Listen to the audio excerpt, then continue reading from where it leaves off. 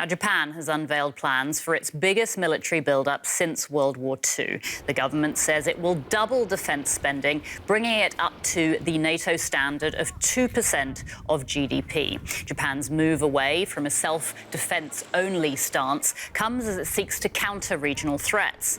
It plans to acquire long-range missiles capable of striking China. Beijing said the plans undermine bilateral relations. And I'm very pleased to be joined now by Tomohiko Taniguchi. He's a professor at Keio University Graduate School and formerly a special advisor to Japan's late Prime Minister Shinzo Abe. Professor Taniguchi, could you give us an idea of how significant this announcement we just heard about is?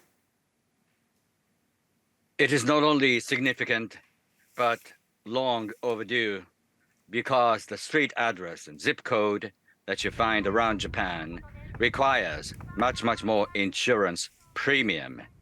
Japan is an immediate neighbor to Russia, North Korea, and China. That's not something that you could envy. And Russia is 1/3 of Japan in terms of economy, but China is growing still fast. And it's already 4 or 5 times as large as Japan's economy. And China is 10 times as big as Russia as regards GDP, and none of which has ever exercised the democracy and investing, all of which are investing very much heavily in nuclear arsenal. So it's significant, but belated action. So you've made very clear that the main driver for this military build-up is the perceived threat from China, also North Korea. But doesn't this military build-up by a traditionally pacifist Japan actually risk escalating tensions?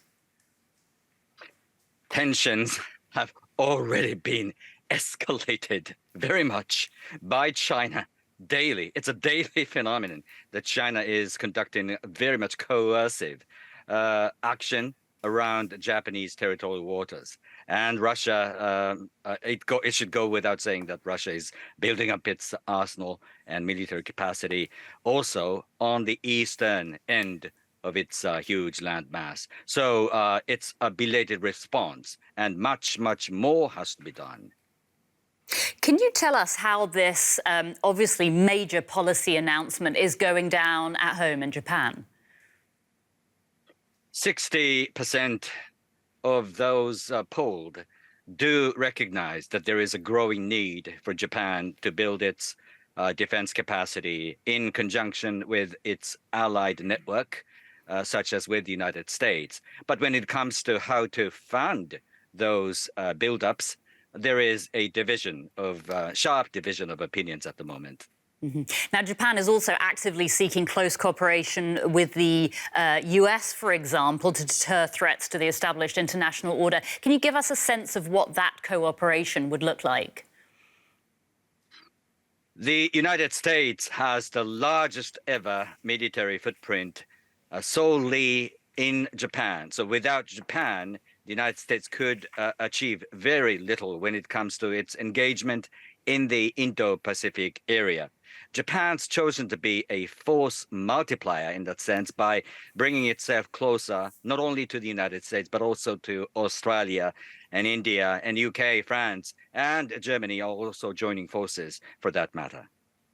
Professor Tomohiko Taniguchi, thank you so much for speaking to DW. Thank you.